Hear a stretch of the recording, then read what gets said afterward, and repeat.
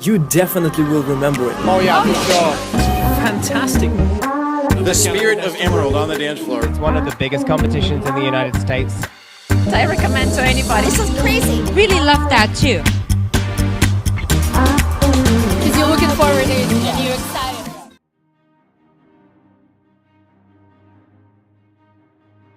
We are at the Emerald Ball in Los Angeles, and today I'm talking to some of the adjudicators about what they like and don't like about Pro-Am dancing. And with me, I have Miss Charlotte Jorgensen, former world amateur ballroom champion, finalist in every major professional event, and now a resident of Waltham, Massachusetts.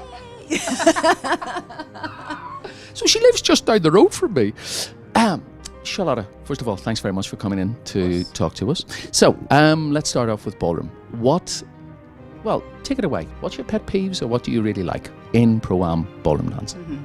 Okay, so I think Pro-Am for me goes in various stages. There are the closed events where I would say personally I'm much more strict on footwork and getting things correct insofar as the various actions, are the positions correct, timings. I am not yet looking for a lot of musicality. I'm not yet looking for expression. If I get it, it's wonderful and it makes it easier. But I'm really looking for, it's like the elementary school of the ballroom dancers, to get everything correct. And obviously when we then move into the open events, ultimately we're looking for beautiful, harmonious, musical, expressive dancing. And I would say quality will always win for me. So of course our definition of quality is always a little bit different, but there is this, particularly for ballroom, this way that the body weight flies across the floor, which just for me is so captivating, and it just takes me away. Pet peeves. Ooh.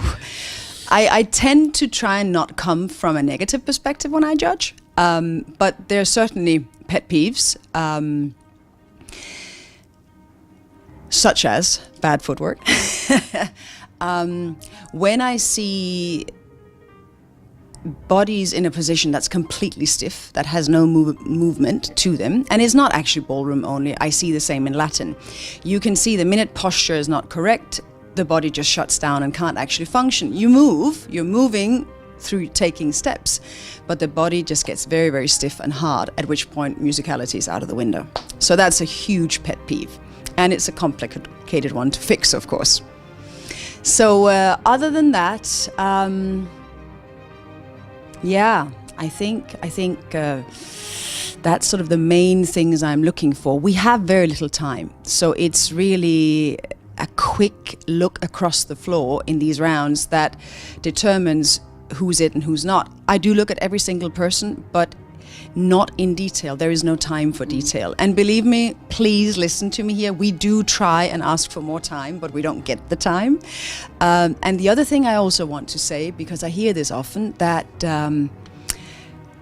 if the students look at the marks, they think we don't like them. It has absolutely nothing to do with that.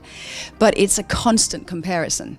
And that does not mean at that moment that I'm making the right comparison. It means that that's the moment I happen to look at you, and whatever you're doing at that moment is what I base my judgment on. If I had more time, perhaps I would see things differently. Well, one way that all of us judges would have more time was if people didn't screw around for 10 to 15 seconds before they actually start to dance. That's your pet peeve. Did that sound like a pet peeve to me? It did, sounded like it. Yeah, I mean, the minute the music is playing, it's time to dance, right?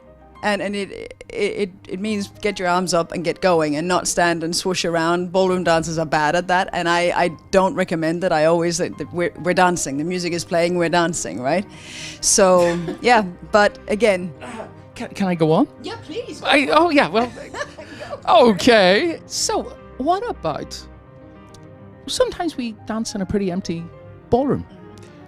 Bowing to all four sides when nobody's clapping, when they could actually be getting into position for the next dance so that they don't then have to walk across the whole floor. Yeah, but again, if you think about it, that it's. I think a lot of this just comes as a habit. Or they have taught the student that we have to bow to the audience, rightfully so. If there isn't an audience, just get on with it. I can't say it's a pet peeve of mine. I'm very forgiving, I guess, in that sense.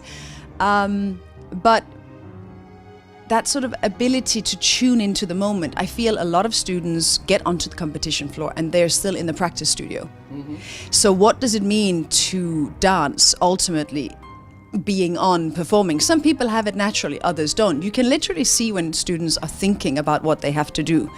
And that is not a way of connecting with us and trying to express to us and show us what you're maybe even potentially very capable of, but it shuts down because you're in your brain and you're not actually present in the ballroom with us, right? You're still in the studio doing your learning how to dance. So that you can see very clearly. The bowing thing, again, I am forgiving of that. Which clearly Chris is not. It would give us more time to look at you. All right, I've had two gentlemen that I've spoken to earlier. Right.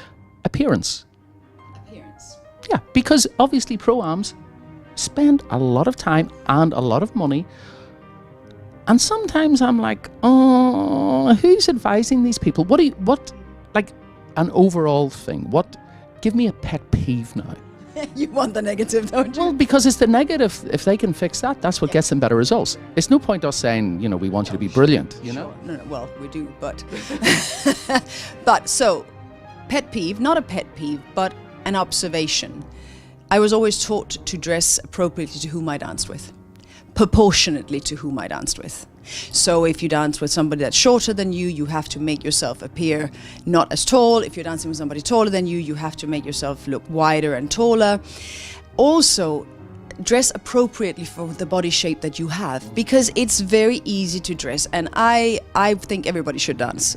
I have no issues with anyone, body shape, size, or whatever. This is not what it's about. But proportion to the couple.